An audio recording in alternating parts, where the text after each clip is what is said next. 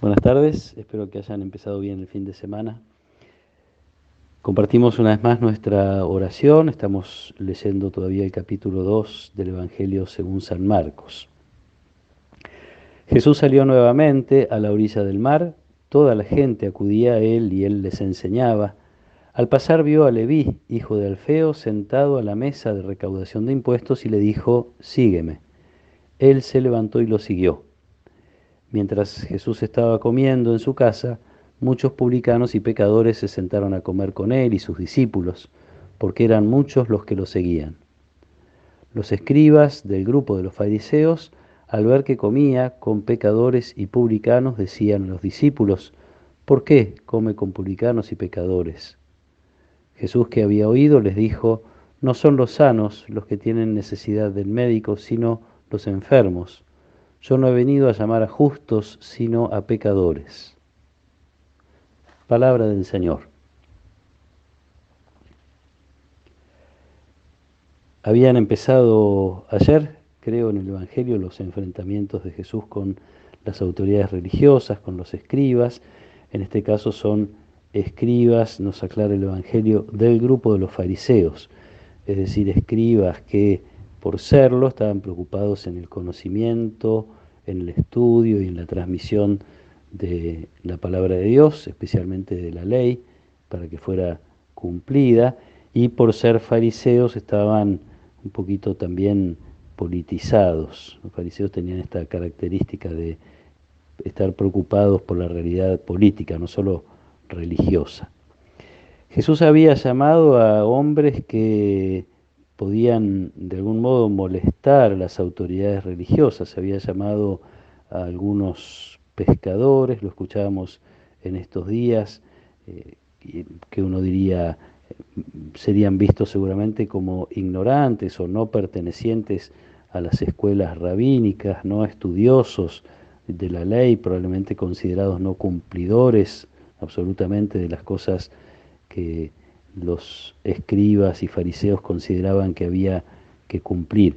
Pero hoy parece, uno podría decir que Jesús se pasó de la raya porque elige a una persona que pertenece al grupo más, seguramente más despreciado, o uno de los grupos más despreciados por los cumplidores de la ley, los que intentaban que el pueblo conservara las costumbres y las tradiciones, porque este hombre es un publicano, es un judío que acuerda con los opresores romanos, con el imperio romano, acuerda con ellos para cobrar impuestos, generalmente con extorsión, con el sufrimiento de las familias que tenían que hacer el aporte de estos impuestos, en contacto con dinero que uno diría sucio y encima en contacto frecuente con los romanos, paganos y pecadores, con esta obsesión que tienen las autoridades religiosas respecto de la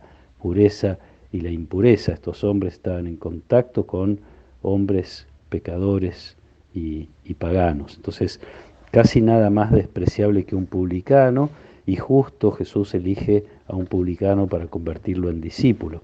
Un hombre que responde inmediatamente, igual que los anteriores, dice el Evangelio que se levantó y lo siguió a la sola invitación de Jesús, sígueme.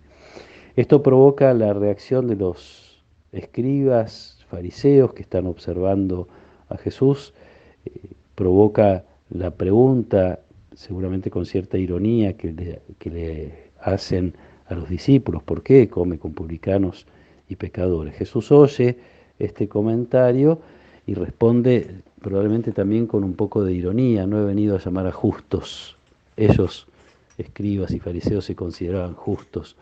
Entonces Jesús se pronuncia por los pecadores, se pronuncia como médico por los enfermos, ha venido a buscar a los pecadores. Es una lección muy fuerte, probablemente difícil de digerir para los escribas y fariseos, que el que se considera a sí mismo, y muchos consideran enviado por Dios y Mesías, diga que no es por ellos por quienes vino, sino que vino a traer la salvación a los pecadores. Sin duda que los escribas y fariseos lo eran, como lo somos todos. El problema es que no se daban cuenta, creían que cumpliendo determinadas cosas y también intentando transmitir su conocimiento para que otros fueran fieles, con eso se consideraban satisfechos. Ya tendrá oportunidad Jesús, lo vamos a escuchar más adelante, tendrá oportunidad Jesús de hacerles ver que el peor pecado es el de la falta de misericordia, el de la soberbia, de creerse capaces de juzgar actitudes ajenas, etcétera. Una enseñanza que van a tener que escuchar, como digo, un poquito más adelante de labios de Jesús, pero una enseñanza que nos sirve también hoy a nosotros para crecer en la humildad, para reconocer que no necesitamos sentirnos demasiado seguros, no podemos creer que cumpliendo determinadas cosas ya nuestra vida religiosa está en su sitio, no podría decirlo así. Y en todo caso, también tener esta certeza linda de que cuando experimentamos nuestro pecado, cuando experimentamos nuestra limitación, es cuando más Jesús quiere estar con nosotros. A veces, imagino, nos costaría ir a rezar sintiéndonos en pecado, sintiendo que nos hemos apartado de algún modo de Dios, y justamente ese es el momento en el cual más Jesús quiere estar con nosotros. Un amor que es digno de ser celebrado, reconocido, agradecido una y otra vez. Ojalá que reconociéndonos pecadores, aunque no seamos grandes pecadores en comparación con otras personas, sí podemos compararnos con Jesús, y este es el gran desafío. Hasta que tengamos la altura del amor de Jesús, siempre nos falta crecer, reconociendo esas limitaciones, reconociendo incluso con sencillez y humildad nuestros pecados, pidiendo perdón tantas veces como sea necesario. Confiemos en la misericordia de Dios, expresada de este modo por Jesús. Pidámosle también que nos conceda la capacidad de amar a los pecadores, o a los que nosotros consideramos que están más lejos de Dios, que podamos tener el corazón de Jesús, capaz de acercarse y de intentar regalar la salvación, porque también a lo mejor es bueno tener presente, Jesús no solamente se acerca y comparte la vida, no comparte el pecado, obviamente. Jesús se acerca con la intención de redimir, no es solamente estar allí. Ojalá nosotros seamos capaces de acercarnos con sencillez, con humildad, y seamos capaces también de invitar a otros a hacer los cambios que tengan que hacer en su vida. Tengamos esta valentía, conscientes del amor de Dios, porque lo hemos experimentado en nuestra propia vida.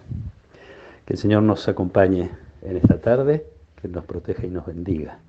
En el nombre del Padre, y del Hijo, y del Espíritu Santo. Amén.